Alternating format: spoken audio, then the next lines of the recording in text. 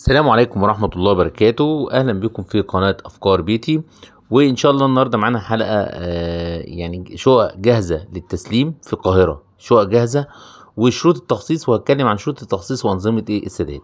بيقول لك أعلن الجهاز التنفيذي للمشروعات المشتركة التابع لوزارة الإسكان والمرافق والمجتمعات العمرانية عن طرح شقق جديدة وجاهزة للتسليم. يعني ده أعلن المشروع ده، هنشوف التفاصيل. بيصل عدد الشقق دي 52 وحدة سكنية جاهزة التسليم، هم كلهم على بعض 52 وحدة جاهز تسليم خلال شهر فبراير 2024 كاملة المرافق. يعني السنة الجاية إن شاء الله في شهر 2 هي جاهزة على التسليم، والتسليم هيتم خلال شهر 2 في سنة 24 كاملة المرافق. يعني احنا قربنا، احنا في 11، يعني قدامنا شهر 12 و1 و2، يعني أقل من 3 شهور أو 3 شهور بالظبط وتستلم الشقة. طب ايه شروطها عشان نقدر نقدم عليها، وايه الحاجات التفاصيل كلها علشان نشوف هل تناسب لينا ولا لا؟ ده اللي احنا هنشوفه مع بعض. اكد الجهاز ان الوحدات نصف تشطيب في وحدات نصف تشطيب بتتراوح من 67 متر حتى 96 متر. بيكون الحجز اعتبارا من 21 نوفمبر الجاري، يعني 21/11 اللي احنا فيه ده. دي المساحات اللي احنا بتروح، هي قال لك نصف تشطيب بس من 67 متر ل 96 متر. دي المساحات اللي عنده اعتبارا من بيكون الحجز. يعني ان شاء الله اللي عايز يحجز ولقى المواصفات مطبق عليه بعد ما نكمل الحلقه ان شاء الله يحجز في يوم 21/11 الشهر ده 2023 علشان يلحق لو في اولويه او حاجه. هنشوف مع بعض. في تيسيرات كبيره في السداد بالبلوك رقم 21 بالمجاورة الأولى بالمجتمع السكني فين الجديد في أطلس حلوان. يبقى الوحدات دي في المجتمع السكني الجديد في أطلس حلوان في المجاورة 21 الأولى المجتمع أو المجمع السكني الجديد في أطلس حلوان. طبعا هنشوف التيسيرات دي وإحنا عرفنا المكان. طيب هل لي لازم ان انا اخد من نفس مثلا تكون انت ساكن في حلوان او تكون من ضمن القاهرة؟ لا، ده اللي احنا هنتعرف عليه برضو، وهنشوف كل التفاصيل وكل الاقساط وكل الاسعار، المساحتين المختلفتين هتدفع قد والمقدمه قد ونشوف كل نظام السداد اللي احنا ينطبق علينا ولا لا. فسعر المتر 7475 جنيه حتى 7549. فسجلت الشقه 90 متر 686 الف جنيه، والشقه ال 67 متر بقت ب 507 الف جنيه. يبقى احنا قلنا في اول حلقه مساحتين 90 و 76 67 متر، او نقول 70 متر. ال 90 متر ب 686 هتقع عليك، او الشقه ثمنها كده، وال 67 متر بكام؟ ب 507 الف جنيه. ده الاول وجايب لك المتر عشان لو زادت شويه مثلا ال 96 او 94 او 91 يبقى هتزود سعر المتر في ل 90 ده ل 7549. طيب ايه شروط التخصيص وانظمه السداد اللي احنا قلناها؟ احنا قلنا سعر الشقه وعرفنا مكانها فين ونظام التخصيص. يتم سداد 10% جديه حجز. اول ما عايز تحجز بيتم سداد 10% جديه الحجز عند التقدم بطلب الحصول على وحده سكنيه، ولا تتراوح من 50 ل 65 الف جنيه. ال 10% دي هتتراوح من 50 او 65 الف جنيه، اللي بتختلف قلنا عشان حسب مساحه الوحدات. يبقى اول حاجه نركز مع بعض ان 10% جديه حجز. المبلغ لو كان متاح مع حضرتك من 50 ل 65 الف جنيه. دي اول المصاريف او اول الدفع، زي اما نوضح لحضراتكم. بيتم تاني حاجه سداد دفعه تخصيص 15%.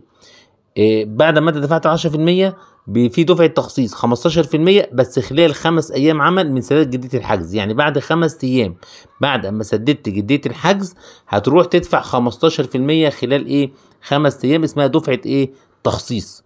خلي بالك احنا هنا هياخدوا فلوس في بعض عشان خاطر التسليم قريب. تمام؟ فاللي معاه ان هو يبقى عارف حسابه في كل مرحله هيقدر يعديها ولا لا، علشان ما يضيعش وقت على الفاضي. بعد ما دفعنا جدية الحجز ودفعة التخصيص بيتم سداد دفعة استلام بقى. دفعة استلام 25% خلال شهرين من دفعة التخصيص. يعني احنا في الأول دفعنا جدية الحجز، بعديها ب5 أيام دفعنا التخصيص.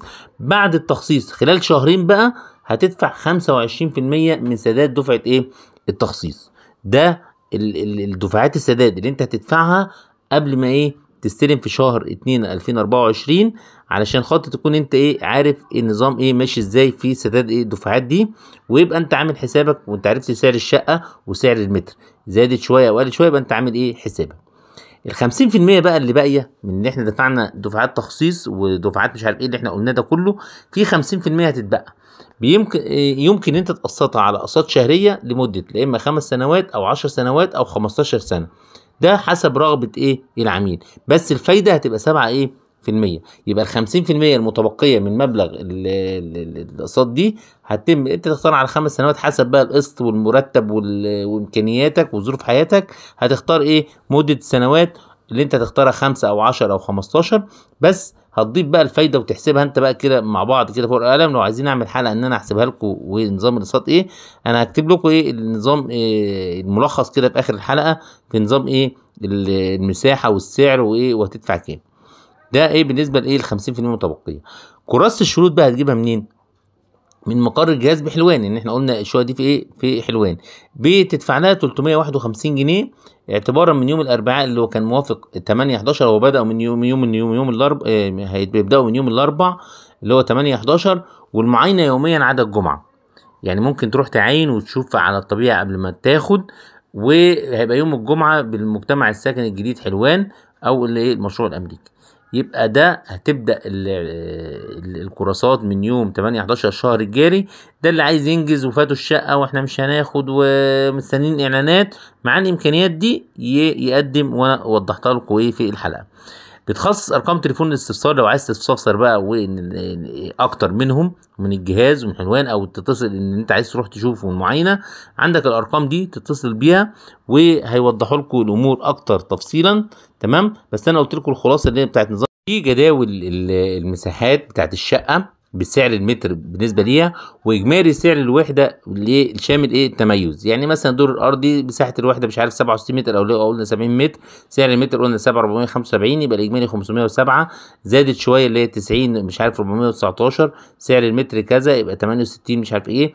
كل ده جدول، وهتستفسروا برضو هتلاقي حضرتك في كراسه الشروط ان شاء الله بالتفصيل بالسعر بالاجمالي سعر الوحده اللي انت هتقف عليك الشقه بكام، ونظام الايه الاقساط ايه بكام. ده الجدول رقم 1. الجدول رقم 2 برضو هو في دور ارضي واول وتاني.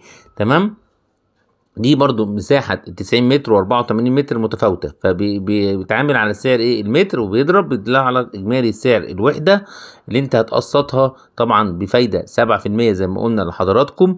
واهم حاجة في الحالة دي ان انت تبقى عارف المبالغ اللي هتدفعها في الاول، ظبطتها التقسيط بقى الباقي الشقة دي او معاك او متاح، ده سهل قوي ان انت تقسط ايه بعد كده اللي هي بتاعت ال 50% المتبقية. ممكن تاخدها على 15 على 10 على 5 ايا كان الفترة حسب ما يناسب مرتب او القسط بتاع حضرتك، وان شاء الله يتم التسليم ايه على طول.